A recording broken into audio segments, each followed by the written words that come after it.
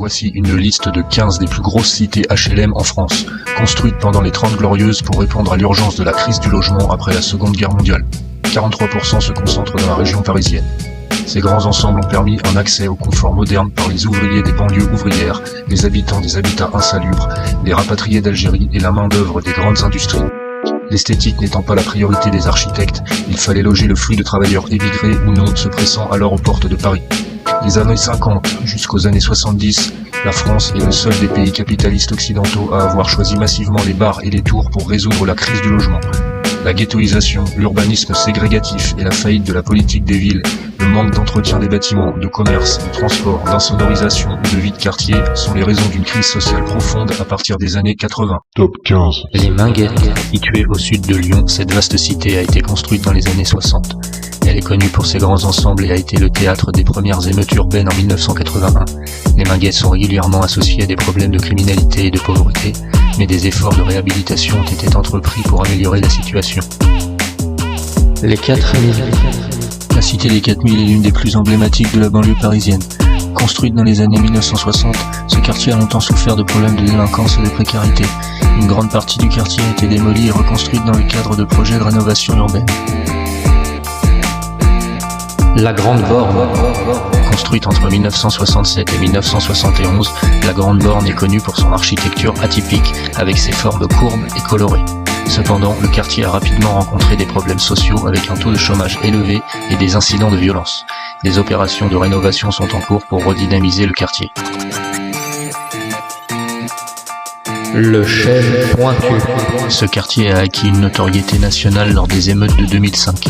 Les chênes pointus sont souvent associés à des conditions de vie difficiles, avec des problèmes de surpeuplement et de dégradation des bâtiments.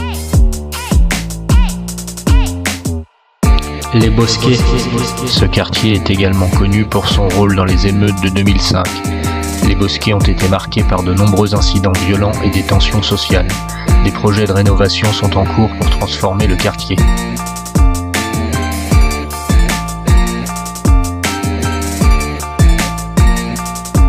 Les Courtillères. Les Courtillères sont célèbres pour leur architecture en boucle et leur grande taille. Construit dans les années 50, le quartier a rencontré des difficultés sociales au fil des années, avec des problèmes de criminalité et de pauvreté. Des efforts de réhabilitation ont été entrepris pour améliorer les conditions de vie des habitants. Le Luth. Le quartier du Luth, situé à Gennevilliers, est un ensemble d'immeubles construits dans les années 60. Il a souffert d'une mauvaise réputation liée à la délinquance et à la précarité, mais des projets de rénovation urbaine ont été mis en place pour redynamiser la zone. Les Tarterets.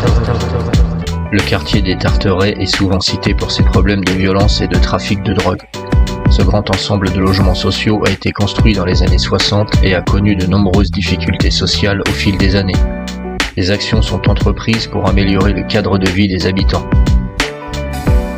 La Vigne Blanche. Les Mureaux est un grand ensemble situé dans les Yvelines, caractérisé par des bâtiments hauts et une forte densité de population. Le quartier a connu des problèmes de délinquance, mais des efforts de réhabilitation sont en cours pour améliorer les conditions de vie.